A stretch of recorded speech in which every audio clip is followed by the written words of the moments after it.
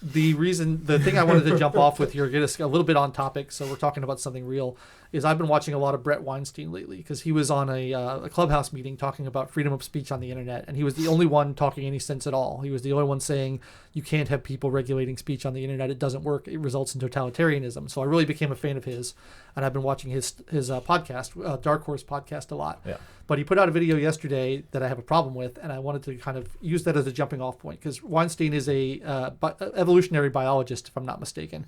So he's a scientist, first and foremost. And he was talking with someone about the need for some kind of group of people to stop emergent technologies that could potentially be a existential threat to our society. And he was talking about social media and Facebook. And he was like, we need someone who can say, we don't know what's going to happen if we unleash this on the public. We need to, stop it before it starts. And it's sort of an application of the precautionary principle. And, he has all these caveats in there. I don't want to misrepresent his point, but one of his caveats was, well, you can't have people who are like invested in the stock market in these companies making these decisions because they're going to be influenced. So you need someone who's like immune from, I think his phrase he used was immune from market forces making these decisions, which I don't know how you're going to find such a person. I think that's a misguided approach.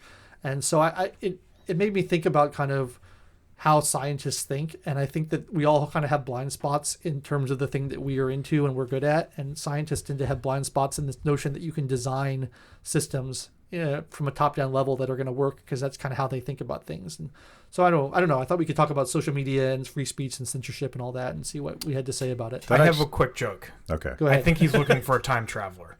That's the only way you can solve this. Yeah, I think so. I'm trying to remember the name. So we did that video together, and Logan, you wrote a big chunk of the script about the origins of the word socialist. Yes. What was that guy's name? The French philosopher. Henri de... What was his name? Henri de something. I can't remember his last name. Saint-Simon. Yeah, Henri de Saint-Simon. And you cut it out of the script, but I went down this rabbit hole where he had this really scientistic vision.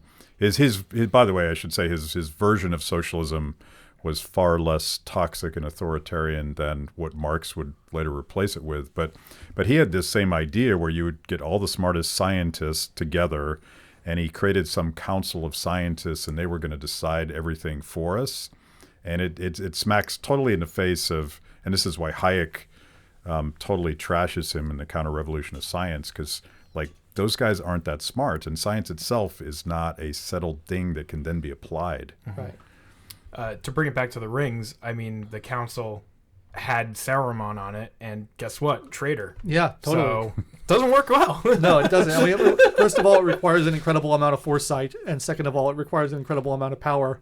And you definitely don't want guys with long beards on the council. No. Yeah. We're the worst. Well, I see myself off. He was saying something along the lines of like, well, we may not know what's going to happen, but if we don't know, we should be err on the side of caution and be careful because we don't know what the consequences are going to be. And I'm like, you can't have that approach because like it could be really great. You don't know what anything's going to do. And if you shut down everything, you're never going to make any progress. And so I don't know. I think it's an overly controlling way of thinking about it. I thought it was reminded of this, the deadly isms we did on professors and academia and education and things like that. And how people who are really smart and who have been told their entire lives they're really smart tend to overvalue and overestimate the value of intelligence. And they're like, well, because my whole life is centered around my intelligence, I think I can use my intelligence to solve all these problems. Mm-hmm.